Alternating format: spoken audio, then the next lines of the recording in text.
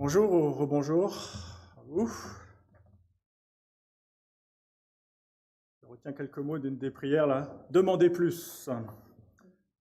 Voilà. Comprendre plus aussi, c'est maintenant qu'on regarde un peu ce que peut être la volonté de Dieu pour nous. Et ce matin, je continue et termine la petite série de prédications commencée le mois dernier. Même si on n'aura qu'effleuré ces vastes sujets.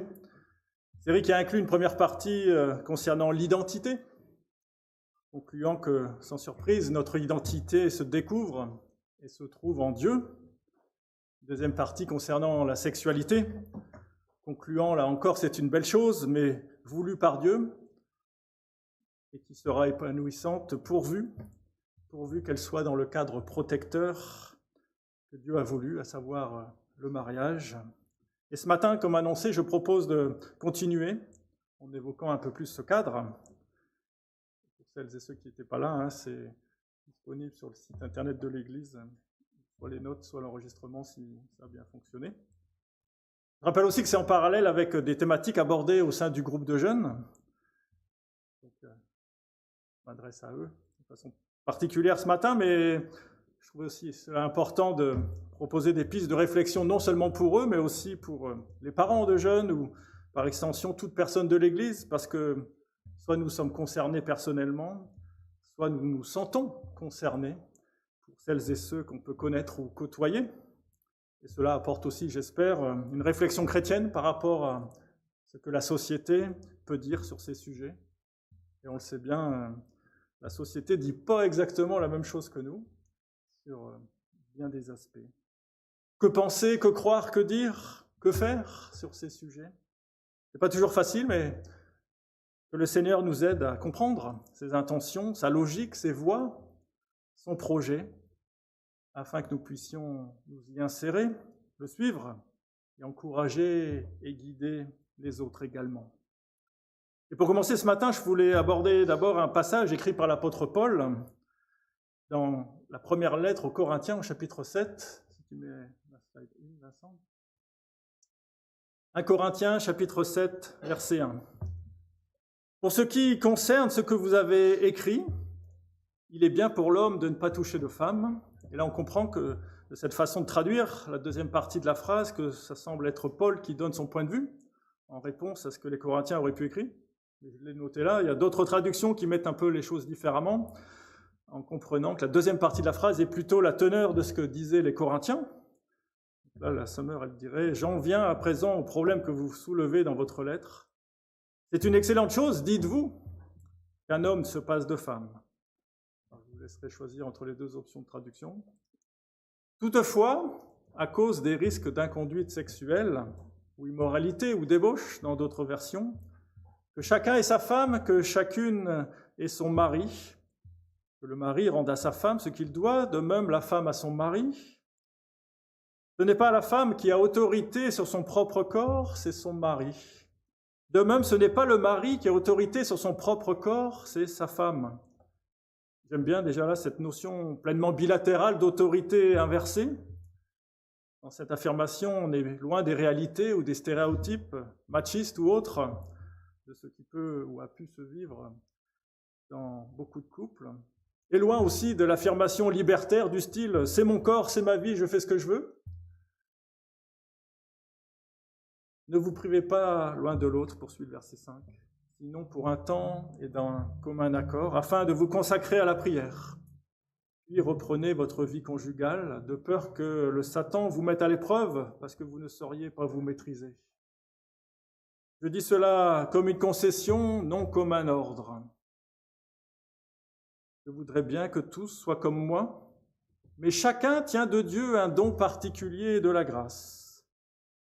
L'un d'une manière, l'autre d'une autre. Et plus explicitement, nombreuses sont les traductions qui disent, même si les mots ne sont pas dans le texte grec d'origine, « Je voudrais bien que tout le monde soit comme moi, mais chacun reçoit de Dieu un don particulier, l'un le mariage, l'autre le célibat. À ceux qui ne sont pas mariés et aux veuves, je dis qu'il est bien pour eux de demeurer comme moi, mais s'ils ne peuvent pas se maîtriser, qu'ils se marient. »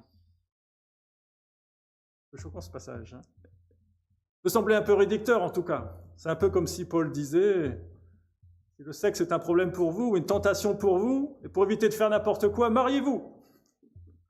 Pas sûr que l'on trouve que ce soit une noble motivation, ou en tout cas une raison suffisante. Mais en prenant ce passage, je voulais d'abord souligner, même si cela passe quelque peu inaperçu, la suivante, Pedro, que le mariage n'est pas le seul beau projet de Dieu auquel il faudrait aspirer. L'apôtre Paul mentionne aussi, et même, me semble-t-il, met en avant le célibat. C'est bien ou c'est bon, c'est une bonne chose, dit-il, pour les personnes concernées. Le mariage étant plutôt, même selon ses mots, une concession, ou en tout cas pas la seule solution envisageable, ni même enviable. Alors je ne dis pas ça non plus pour dénigrer le mariage, Paul non plus d'ailleurs, mais pour valoriser le célibat. Le célibat est assurément valorisé, et même peut-être plus que le mariage dans ces mots de Paul. Mais quoi qu'il en soit, dit le verset 7, « Chacun tient de Dieu un don particulier de la grâce, l'un d'une manière, l'autre d'une autre. » Soit mariage, soit célibat, les deux sont dons de Dieu. Les deux sont dons de Dieu. Et ça me paraît, c'est important de le souligner en préambule afin que personne ne culpabilise en se disant « Ah, je suis dans la mauvaise case ». Et peut-être que ça change la perspective de considérer cela. Mariage ou célibat. Telles sont, même si le monde trouvera cela par trop réducteur, les deux alternatives proposées, les deux seules, mais belles alternatives proposées. À chacun, chacune de se placer devant Dieu pour savoir, pour discerner quel est son don. Pas nécessairement facile, reconnaissons-le. Mais nous le savons, nous ne sommes jamais aussi bien qu'à l'endroit où Dieu nous veut. Nous ne sommes jamais aussi bien qu'à l'endroit comme Dieu nous veut. Alors ça vaut le coup. C'est même essentiel de lui demander son avis, de l'impliquer dans nos réflexions, et en particulier pour nos projets de vie, comme en toute chose d'ailleurs. Et à noter qu'en concernant l'apôtre Paul, on comprend des versets 7 à 9 de ce passage qu'il était dans une situation de célibat quand il écrivait cette lettre.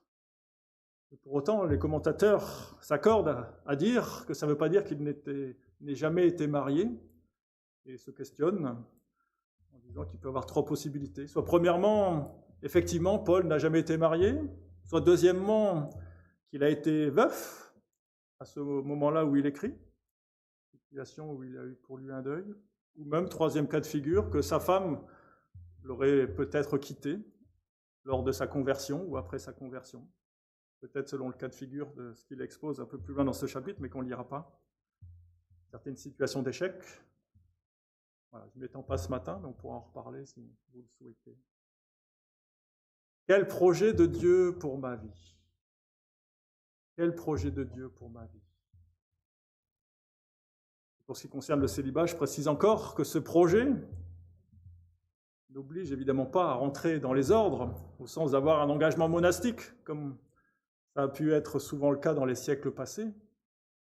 Mais il faut quand même souligner que, bibliquement parlant, à l'opposé complet de ce que le monde peut là aussi promouvoir aujourd'hui, il est vrai que ce statut implique une non-sexualité, une non-procréation.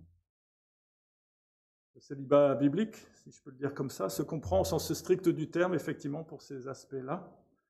Et c'est sûrement en ce sens que Paul mentionne que c'est un don. Et il faut bien saisir que c'est un don de la part de Dieu pour pouvoir bien le vivre, parce que ce n'est pas toujours évident non plus. Voilà, longue introduction, mais je ne voulais pas, effectivement, ceux qui peuvent être dans cette situation-là ne se disent qu'ils ont raté le coche ou qu'ils sont de le mauvais côté du projet. Non, ça peut être aussi le projet de Dieu. Concernant le mariage, certains aspects ont été mentionnés la fois passée, je n'y reviens pas non plus. Et je relis le verset originel que j'avais dit aborder ce matin, donc dans Genèse, chapitre 2, verset 24. « Un homme se séparera de son père et de sa mère et s'attachera à sa femme. Et les deux ne feront plus qu'un. » Traduit autrement, l'homme quittera son père et sa mère et s'unira à sa femme, et ils deviendront une seule chair. On a discuté au groupe de maison du Gaveau, pour ceux qui étaient là, il y a 15 jours, et on m'a demandé s'il fallait absolument se marier, au sens de l'union d'un homme et d'une femme, de deux chrétiens, qui par choix, et un choix dans lequel ils auraient consulté Dieu, et pour lequel ils auraient une compréhension commune de sa volonté, et par amour, qu'ils s'engageraient dans une vie commune, un projet, et même un engagement moral pour la vie. Parce que ce n'était pas de fait un mariage. En d'autres termes, si j'ai bien compris, se marier au sens institutionnel du terme, est-il indispensable? Dieu nous le demande-t-il? Donc la question est légitime, et peut-être que plusieurs jeunes ou moins jeunes se sont posés la question. C'est vrai que le mariage en tant que tel n'apparaît pas dans ce verset, le mot mariage. Et à ce stade embryonnaire de l'histoire de l'humanité, je peux reconnaître qu'il est peut-être difficile de voir là l'institution du mariage au sens où il est maintenant défini selon le Code civil. Mais dès ce début de la Genèse, bien avant même qu'Adam et Ève aient des enfants, comme je l'avais déjà souligné la dernière fois, on peut quand même déjà voir dans ce verset la prescription de quelque chose de particulier, une différenciation de plus par rapport à tous les êtres vivants que Dieu a créés d'ailleurs. Hommes et femmes auraient simplement pu se mettre ensemble, sans autre formalité. Il aurait pu même y avoir un homme dominant, s'accaparant un certain nombre de femmes, comme c'est le cas pour certains animaux. Cette dérive polygame, d'ailleurs, arrivera rapidement, assez vite dans la société humaine. Ou bien d'autres schémas auraient pu se mettre en place d'eux-mêmes ou de la seule initiative humaine. Mais non. On voit dans ce tout début de la Bible et de la création la définition de quelque chose de particulier. L'institution par Dieu de quelque chose de particulier voulu et prévu par lui. Dans tout cas, comme ça que Jésus qualifiera plus tard, quand il reprendra ses paroles et précisera dans les évangiles que c'est bien Dieu qui unit ainsi. C'est Dieu qui unit ainsi. On peut donc voir dans cet événement ce processus qu'il y a là plus qu'une décision ou un projet entre un homme et une femme. Il y a de fait là aussi une dimension sociale et sociétale. Dans ce verset, il y a l'implication d'au moins 4 individus. Et donc une reconnaissance particulière et préalable par d'autres, avant même l'union de ce qui va s'accomplir. C'est clairement au-delà de juste l'homme et la femme concernés. Alors, il faut bien sûr dépasser le simple légalisme ou une notion de régularisation que la pression sociétale ou familiale a pu souvent imposer par le mariage. Mais moi, je vois là effectivement une institution particulière. Même si le mot mariage en tant que tel n'y est pas, la solennité spécifique, l'unicité du mariage y sont, caractérisée notamment par, premièrement, ce changement de foyer. On ne coupe pas ainsi le foyer parental à plusieurs reprises. Et cette création d'un nouveau foyer, même si ce n'était pas toujours à comprendre comme quelque chose de géographique. À l'époque, plusieurs générations continuaient à vivre sous le même toit ou sous la même tente. Et deuxièmement aussi par l'usage de l'article possessif, sa femme, voulant bien dire une femme et pas plusieurs, et pas n'importe laquelle, puisque l'union conjugale, consommée par l'union sexuelle, crée alors une seule chair, qui ne peut se considérer que dans ce cadre particulier du mariage, comme le souligne ce verset, et bien d'autres versets d'ailleurs, notamment par les liens et les conséquences qu'elle implique, n'étant pas non plus ce matin. Alors oui, il y a eu des évolutions au fil des siècles, et aujourd'hui, la reconnaissance sociétale doit se faire en passant par la mairie. C'est ça qui sanctionne, ou plutôt qui valide officiellement les choses aujourd'hui dans notre pays. C'est certainement imparfait, mais oui, je pense qu'il faut passer par là. Et j'espère que ça ne sera pas par J'espère que ça sera plutôt par envie et joie de le partager avec d'autres aussi, bien sûr, plutôt que par formalisme ou de façon subie. Il ne s'agit donc pas d'être traditionnaliste ou ce genre de choses, mais oui, je crois, le mariage, au sens formel du terme, fait partie du plan de Dieu. Alors évidemment, de nos jours, dans nos sociétés, ce n'est plus souvent le préalable aux unions entre un homme et une femme, pour ne rester que dans ce cas-là. Les unions se créent de fait sans mariage, qui vient des fois plus tard. Dans l'illusion que le mariage en tant que tel serait la panacée ou la garantie d'une union pour la vie, on y reviendra dans quelques minutes, et si Dieu l'a institué, avec des choses à faire dans un certain ordre, je pense que ce n'est pas pour rien. Vous le savez, l'être humain est un être relationnel. C'est, je pense, un des traits de lui-même que Dieu nous a donné en nous créant. L'être humain, fondamentalement, un être relationnel, un être social. Et il est donc appelé à créer certaines relations privilégiées.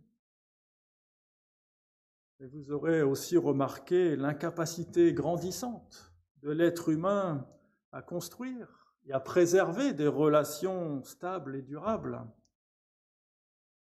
De fait, me semble-t-il, l'un des problèmes criants de notre société aujourd'hui. Et peut-être pas que d'aujourd'hui d'ailleurs, mais ça se détériore. L'incapacité à construire des relations stables et durables, et en particulier dans le domaine sentimental, dans le domaine conjugal, certainement multifacteur, mais je voulais relever quelques éléments. Alors que le mariage est peut-être vu comme une contrainte sociétale, que du coup on préfère des arrangements moins contraignants, concubinage, pax, pour ne pas se prendre la tête avec trop d'administratifs, bien même on envisage peut-être pas autre chose qu'une relation durable, et même si possible pour la vie. Il y a quand même chez pas mal de gens, quand même en filigrane, une notion, même peut-être inconsciente de nos jours, de période d'essai à la relation. Pas à la fois, on avance, on verra bien.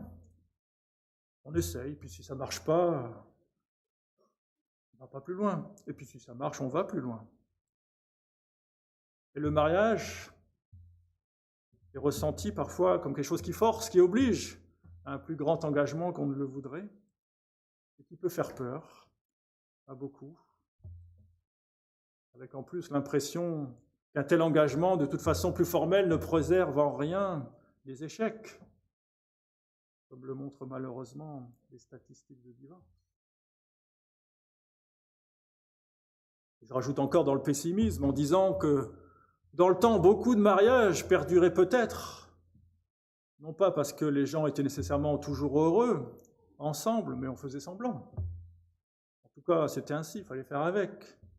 Maintenant, on ne s'encombre plus de faux semblants, il n'y a même plus de pression familiale ou sociétale, alors on divorce. Sur une note plus optimiste, dans le temps, on peut aussi noter que les choses duraient peut-être plus longtemps, aussi parce que, sans vouloir trop caricaturer, on était peut-être dans une logique du réparable, et pas seulement du jetable, ou du temporaire, comme c'est peut-être le cas plus aujourd'hui.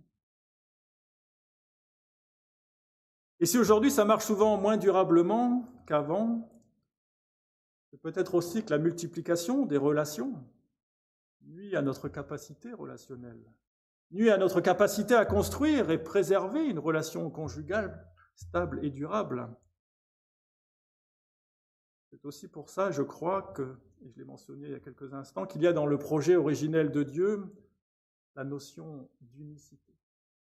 La notion d'unicité du mariage et le projet pour la vie. Même si on peut des fois trouver ça utopique. Mais fondamentalement, peut-on s'attacher et former une seule chair avec différentes personnes? Conserve-t-on la capacité de don total qui est attendue dans la relation homme-femme et proposée dans le projet de Dieu qu'est le mariage?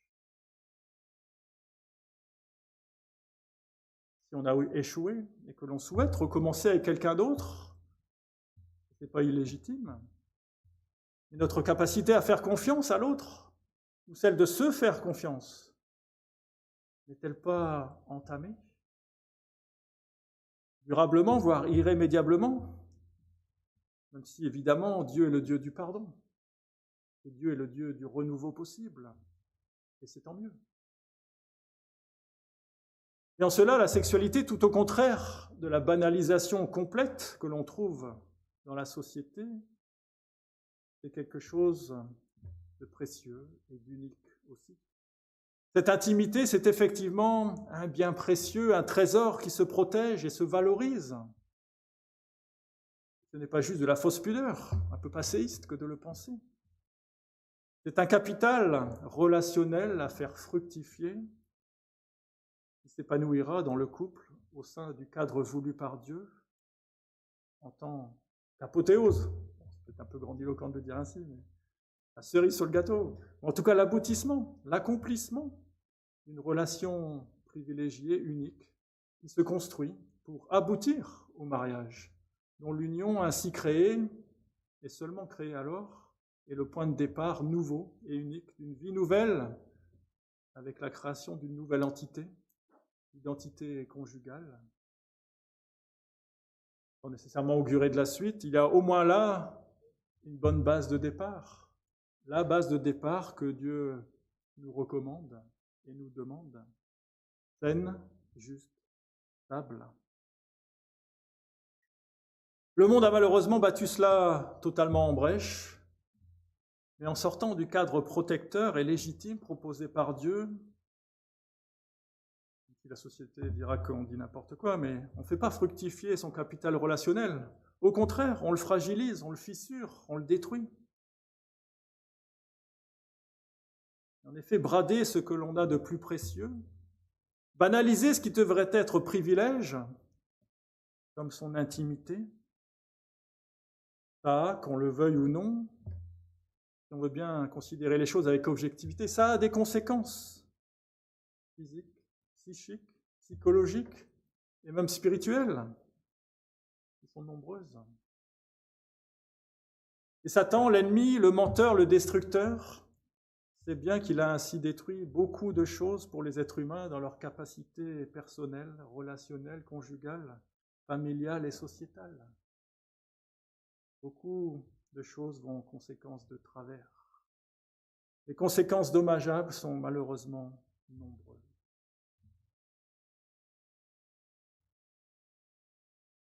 Mais quand on parle mariage, il y en a souvent, y compris des gens dans l'Église, pour souligner, bien des mariages non chrétiens durent plus longtemps et sont plus heureux.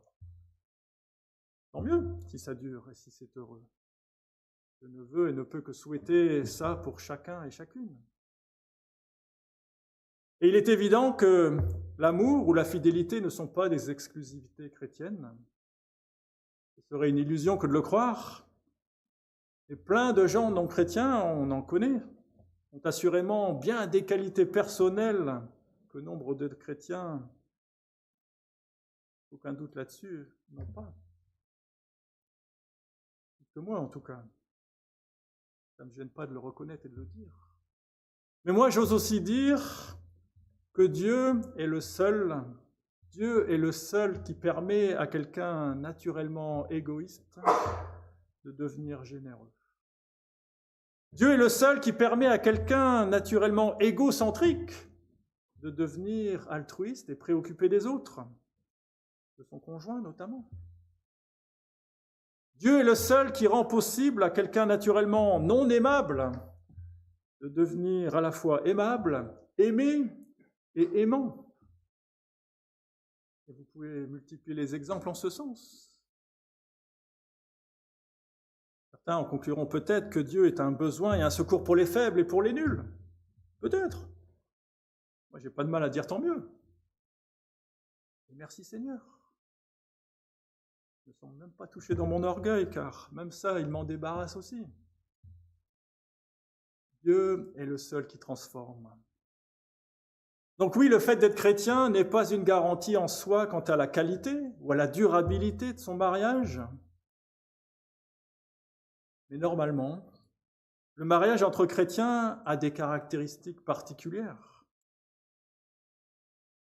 La logique en Dieu, c'est qu'on s'appuie sur lui, on cherche sa volonté, on applique notre discernement basé sur sa parole et on lui fait confiance, on compte sur lui et il agit. Ainsi, premièrement, les conjoints ont normalement au préalable, chacun de son côté et ensemble, consulté, prié, écouter Dieu pour demander discernement, sagesse, direction et conviction dans le choix ou non de se marier ensemble. Une certaine concordance de foi, de vue, de projet, de valeurs a, je l'espère, pu être confirmée au-delà de l'attirance ou des sentiments amoureux. Le projet de vie, je répète, projet de vie, a pu être réfléchi, mûri, autant que faire se peut. Et en la matière, je me permets de souligner que ce qu'on appelle la préparation au mariage n'est pas juste du superflu. C'est une période où le conseil de chrétiens matures est aussi utile et précieux, comme y encourage un certain nombre de proverbes bibliques.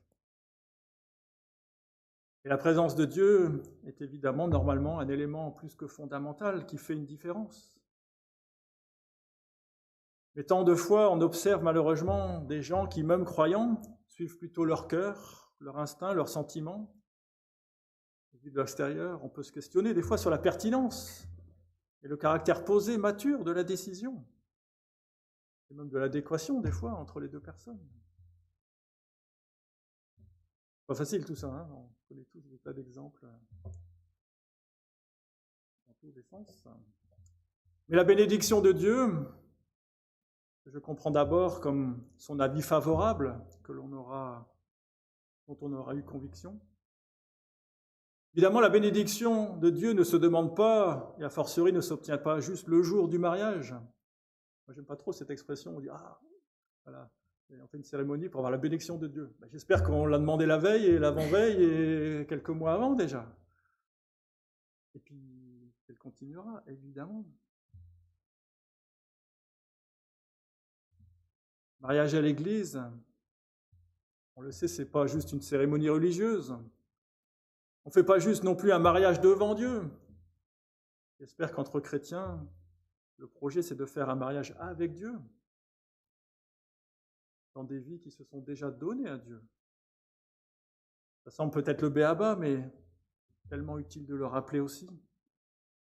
Alors, l'expression n'est pas très bonne, mais fait sourire quand même. C'est un mariage à trois, et avec Dieu, le troisième. Et ensuite, la bénédiction de Dieu, c'est évidemment son accompagnement quotidien. Cette bénédiction et cette attente de Dieu, cette dépendance de Dieu, on le sait, c'est évidemment l'affaire de tous les jours. Pourtant, on le néglige tellement facilement sans même s'en rendre compte.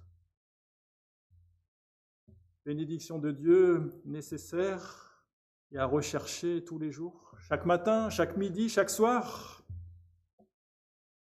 Et si des mariages chrétiens échouent ou battent de l'aile souvent, sont en difficulté, et je pense humblement, vu de l'extérieur, et sans être moi-même expert, et sans avoir tout compris ou savoir tout moi-même bien mettre en œuvre, c'est souvent parce outre un possible départ bancal, le nourrissement quotidien a pu faire défaut. Un jour ou l'autre, ou pendant un certain temps. Peut-être que tout va bien, mais si mon mariage devient terne, fade, routinier, il nous semble que nos projets entre conjoints commencent à trop diverger, même si carrément ça devient dysfonctionnel.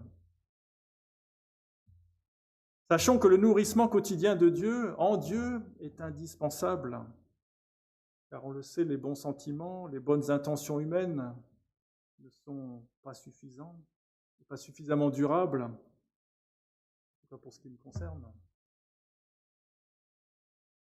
Ce n'est pas tout rose le mariage, car le mariage inclut, effectivement, par définition, deux êtres humains. Pour rigoler, moi j'aime bien la boutade qui dit que le mariage, c'est pour affronter à deux les problèmes qu'on n'aurait jamais eu tout seul. Bien heureusement, c'est pas que ça, hein. C'est mieux que ça, pas juste ça. Mais cette notion de deux est majeure, car en cas de problème, en cas de coup dur, en cas de conflit, il faut assurément que les deux veuillent régler la situation, veuillent aplanir les choses. Car si seulement l'un d'entre eux veut, que l'autre ne veut pas ou ne veut plus, ça complique beaucoup la situation. Une aide extérieure peut évidemment aussi aider, bien sûr, il ne faut pas hésiter. Et là encore, il faut qu'époux et épouse le veuillent sincèrement, et c'est malheureusement pas toujours le cas. Mais Dieu peut aussi intervenir et faire des miracles, même entre conjoints chrétiens. J'explique beaucoup de situations tristes par cette raison-là, en tout cas, et par les mensonges de Satan et par la société qui fait dire que bon, on a fait le bout de chemin qu'on devait faire ensemble. C'est pas le projet de Dieu. Et je dis aussi que chaque jour, a fortiori quand l'amour humain fait long feu, quand les sentiments s'étiolent, quand on commence peut-être à se dire « à quoi bon ?» à croire que les choses sont sans issue, ou pire, à se dire que l'herbe est plus verte ailleurs. Évidemment, c'est mieux d'agir et de réagir avant d'en arriver là. Mais souvenons-nous, le Dieu de l'impossible peut vraiment être utile. Le Dieu de l'impossible peut vraiment être utile. Seul Dieu peut vraiment être soutien, secours, recours. Il est le Dieu des miracles et du pardon et du renouveau. Qui d'autre que Dieu peut ranimer la flamme? Qui d'autre que Dieu peut rafraîchir et nourrir notre amour de l'autre? Qui d'autre que Dieu peut donner la capacité de pardonner si besoin, ou de demander pardon? C'est pas facile des fois selon les tempéraments. Qui d'autre que Dieu peut ranimer une communication qui fait défaut? Qui d'autre que Dieu peut faire refleurir même le désert? Qui d'autre que Dieu peut vous montrer que votre vie et votre vie de couple a encore un bel avenir, si lui, Dieu, notre Seigneur, est mis ou remis au centre? Mais est-ce que je le souhaite?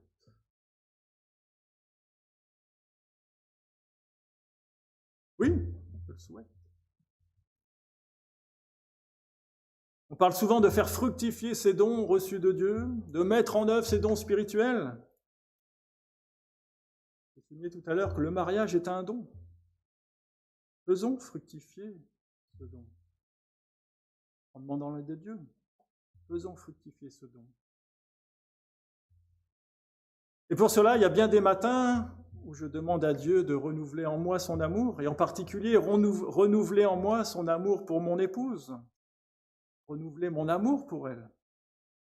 Et même ce doit être une prière quotidienne, constante, tous les jours. Au début, on prend peut-être ça comme acquis. Plus tard, on prend peut-être ça comme trop tard. Non, chaque jour, renouveler, restaurer, nourrir. Ce n'est pas un secret, mais c'est une recette basique pour chacun et chacune. Et encore faut-il en avoir conscience et en avoir envie. Seigneur, je sais que tu veux que nous vivions de belles choses ensemble. Encore et toujours, je sais que c'est ton plan.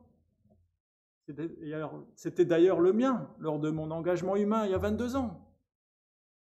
Et merci effectivement pour ce que l'on a déjà vécu. Mais mes forces humaines sont limitées. Ma volonté humaine est souvent défaillante. Mais je ne veux pas écouter le monde. Je ne veux pas écouter Satan. Je ne veux pas écouter ma vieille nature. Je ne veux pas écouter d'autres voix que toi. Et je t'appelle à l'aide. Je m'appuie sur toi. Rien d'extraordinaire dans ce que je vous partage, mais on sait bien que c'est quelque chose à vraiment mettre en œuvre avec l'aide de Dieu. Et je m'approprie pleinement la prière de David dans un de ses psaumes. La suivante, ça doit être là. Voilà. Psaume 51, verset 10. David qui demande à Dieu, « Ô Dieu, crée en moi un cœur pur. renouvelle en moi un esprit bien disposé. Ô Dieu, crée en moi un cœur pur, renouvelle en moi un esprit bien disposé. Il n'y a absolument pas de honte à le dire et redire et re-redire cela. Pas besoin non plus d'avoir commis les extrémités que David a pu commettre avant d'écrire ce psaume. Mais pour affronter les défis du quotidien, et pour se réjouir de pouvoir affronter ces défis quotidiens avec son conjoint et avec Dieu, je pense qu'il faut assurément cela. Croyez-vous que ce ne sont pas des prières que Dieu ne voudra pas ou ne pourra pas exaucer? Croyez-vous que ce sont des prières que Dieu ne voudra pas ou ne pourra pas exaucer? Moi, je suis peut-être naïf, mais je crois que la différence des mariages entre chrétiens est là. Parce que je crois en ce Dieu-là. Je crois que Dieu, c'est ça. Je crois que sa volonté, c'est ça. Et je crois que les mariages entre chrétiens peuvent tenir davantage sur la seule base de cette grâce, de son aide. Car oui, c'est une grâce aussi, ce n'est pas une prouesse personnelle, même si notre part est à faire. Et en tout cas, ce n'est pas juste une histoire d'austère abnégation ou de persévérance simplement, ou de tristement d'abandon de soi, ou de prendre son mal en patience, comme dit une expression, ou encore moins de faire semblant. Ce n'est pas juste parce qu'on est plus fort ou plus naturellement aimant que les autres, en tout cas pas moi. C'est une grâce que Dieu accorde dans la logique continuité du don du mariage, pourvu qu'on s'appuie sur lui. Alors les jeunes, réjouissez-vous, hein. Je dresse un portrait un peu sombre des choses. Mais le projet de Dieu pour ma vie, pour nos vies, est extraordinaire. Il est beau à vivre. On n'est pas obligé de traverser les problèmes que je viens d'évoquer. En tout cas, il y a quelqu'un qui peut toujours nous aider à renouveler, à revivifier, à revitaliser, à réjouir, à apaiser. Et c'est bien Dieu. C'est Dieu, par son esprit. Seigneur, merci pour tes dons et merci pour ton esprit en nous.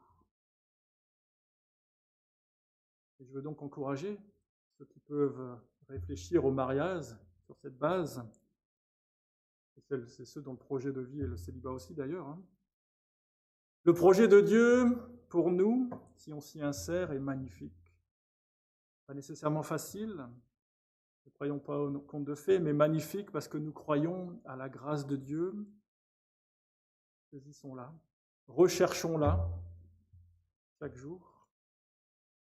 Oui, son projet pour nous est beau et ambitieux, mais il ne peut vraiment fonctionner, je pense, qu'avec cette conscience de dépendance et de besoin d'aide, et bien sûr cet appui sur lui, sans cesse renouvelé. Et la promesse d'un autre psaume restera ou deviendra réalité dans nos vies. Psaume 37, verset 4. « Fais de l'Éternel tes délices, et il te donnera ce que ton cœur désire. » Fais de l'Éternel tes délices, et il te donnera ce que ton cœur désire. Ça marche dans les couples, ça marche si on vit seul. La clé de toute chose étant l'Éternel. Amen. À prier.